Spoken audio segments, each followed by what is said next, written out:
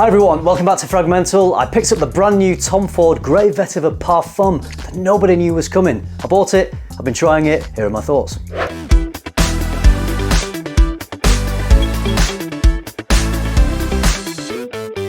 No fanfare, no publicity, they just dropped this. It's not even on Tom Ford's website, it's not even on Fragrantica, and when a fragrance is out and not even yet on Fragrantica, then you know it's a stealth release, because sometimes fragrances can be on Fragrantica months before they get released, but not this time. A stealth release from Tom Ford. Is this a new strategy?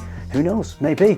I mean, I guess it gets people talking. I'm talking. As far as I know, this is an airport exclusive release. You can only buy this in duty free at airports in the UK. I'm not sure if it's airports anywhere else in the world, but I know definitely in the UK because that's where I bought it from. Luckily, I was passing through duty free at Manchester Airport, so I picked this up. I've been trying it for the last couple of days and I'm going to let you know what I think of it. Let's have a look at the presentation first. Same shape of bottle as the EDP. It's got those signature line ridges, but this time it's shiny. And it's shiny silver. The brand seems to be designating some of their parfum releases with shininess at the moment, just like they did with the shiny gold bottle of Black Orchid Parfum, although not all of the signature line parfums, because the ombre leather is in a different bottle. But if the EDP version was in this signature line bottle with the ridges, then the parfum at the moment seems like it's going to be the same, but shiny.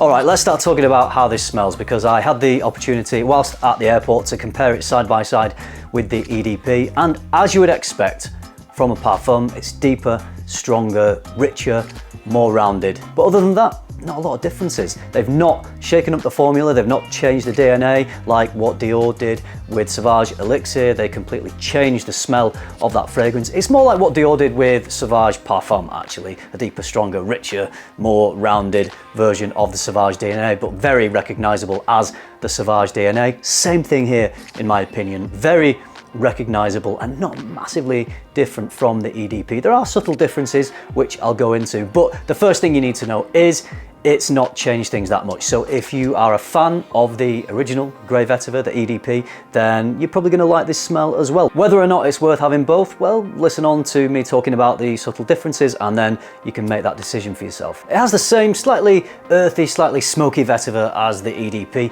but comparing it side by side, it doesn't quite sparkle as much. It's a slightly different fragrance because it is that little bit stronger and richer. It may be suited to slightly different occasions. It may be the version of Grey Vetiver that perhaps you could wear on a date night for evening occasions, even formal occasions. So I'd say it's a bit more of a statement-making version of Grey Vetiver. For me, Grey Vetiver EDP was the sort of fragrance that I could easily wear as a casual daytime scent, a signature scent, perfect for an office fragrance. So the type of fragrance that you want to wear when you want to smell fresh and clean and you want to smell good, but you don't necessarily want to wear a fragrance that is too strong, too overpowering, too much of a statement maker, because not all occasions call for a fragrance like that. But I think Grey Vetiver Parfum just tips over into that territory where it could be worn as a bit more of a statement making fragrance. So if you love the smell of Grey Vetiver and you want to wear it in slightly different situations, perhaps you want it to get noticed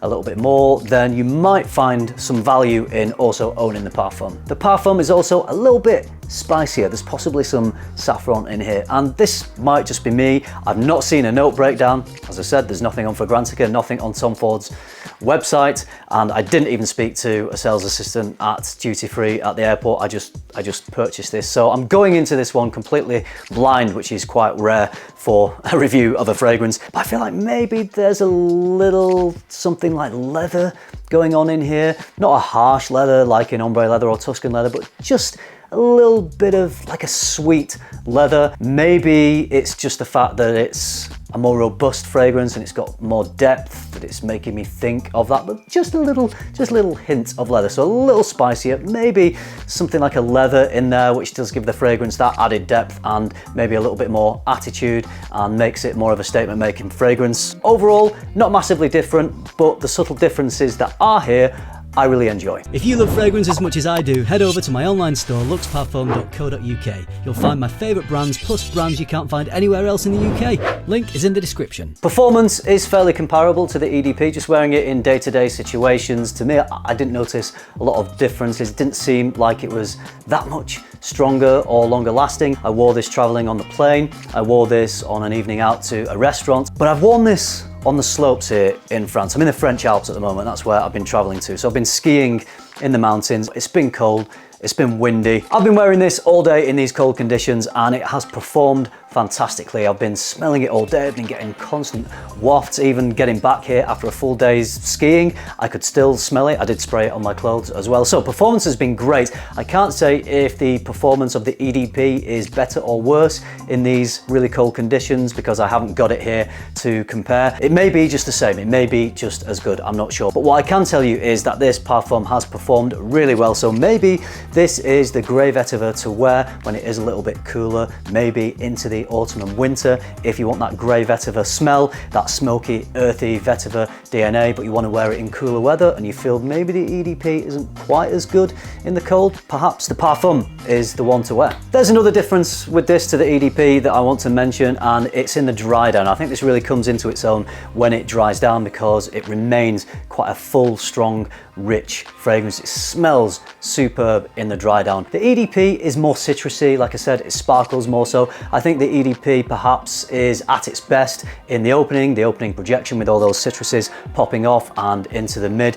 And whilst this is great in the opening, it performs really well and stays stronger and I think longer on the skin into the dry down. So in my opinion, this parfum is a little bit better in the dry down than the EDP. Let's just talk about the prices of this. I paid £94.40 for this 50ml bottle, and I believe the 100ml bottle was £130. Yep, I know I could have got better value getting the 100ml, but I'm not going to use 100ml. 50ml is more than enough for me, so I went for the cheaper option. Those are duty-free prices. I know that at some point this will get a wider release and you'll be able to buy it in more places, I would assume, not just airports. So when it is released, I don't know if it's going to be released at a higher price or the same price. I can't tell you that. All I can tell you is that I paid near enough to £100 for this 50ml. If it comes out pricier than that at full retail, then that's going to be quite a tough decision to purchase it. Having said that, Dior Sauvage Elixir, that is what, over £100 for a 60ml bottle. So these designer prices are creeping up and up, and this is the cheaper signature line. I feel like that gap between the private blend and the signature line is closing, although it's not actually, because I think they've just put private blend prices up slightly. Yeah, gap is probably staying the same, but prices are just going up and up. Hey, as cost of living goes up, our fragrances cost more. Brilliant. It's my job here to go into the differences between this and the EDP, but as I mentioned, I think they're fairly small differences. They're not big enough differences to drastically change this fragrance. If you own the EDP, I don't think there's necessarily a need to also own the parfum if you're a casual fragrance wearer. If you like to collect fragrances, if you're a Tom Ford collector, if you've got to have every new release, then yeah, you're gonna buy it anyway, regardless of what I say, because you wanna have it in your collection. But in terms of the smell, it's not doing anything massively different. It's not reinventing the wheel at all. There are subtle differences to warrant owning it if you can afford it, and if you're happy to buy another version for those very subtle differences. But I think for most people, if you already own the EDP, you're going to be very happy with that. And maybe when you've run down your bottle of EDP, smell this one, and if you like it, then go for the parfum next. Or if you're someone who doesn't own any Grey Vetiver, if you don't have any Grey Vetiver in your life, EDP or otherwise, then I think the parfum is well worth smelling to see if you like it, because it is going to grab a little bit more attention, make a bit more of a statement. I do tend to lean more towards fragrances like that than fragrances that I just blend in with. I don't really want to blend in with my fragrance. Yeah, I want to smell nice and fresh and clean and all that, but if I'm wearing a fragrance, I do want to ideally just be a little bit more noticeable than most other people around me. And I think the parfum is going to give you that over the EDP. So it is up to you to decide where you are in your Grey Vetiver journey, if you own any or if you own all. and you decide whether you think it's worth purchasing based on the fact that it doesn't smell drastically different. The choice is up to you. I'd love to know what you think about this, even if you've not smelled it. What do you think about all these parfum releases, especially the ones that don't smell that different? Is it money grabbing, or is there a place for them? Let me know, I'd love to hear your opinions. If you have been lucky enough to smell this, not many people have, because there's not many people, I guess, been passing through airports in the last couple of days. If you've picked it up, if you just tested it, if you smelled it, let me know your opinions. What notes are you getting? Because we don't have a note breakdown.